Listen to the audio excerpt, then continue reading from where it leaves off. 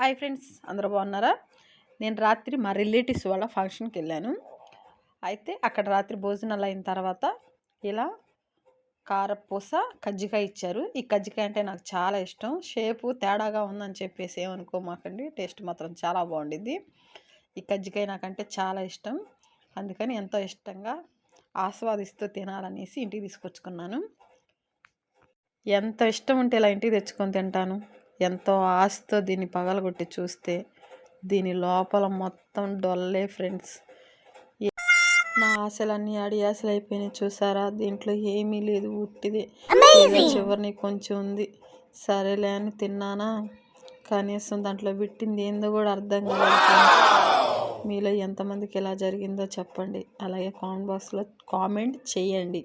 ఈ వీడియో మీకు నచ్చితే లైక్ చేయండి, షేర్ చేయండి, కామెంట్ చేయండి, బెల్ కొట్టండి, సబ్స్క్రైబ్ చేసుకోవటం మాత్రం మర్చిపోమాకండి. మరొక వీడియోలో మళ్ళీ కలుద్దాం. Bye friends.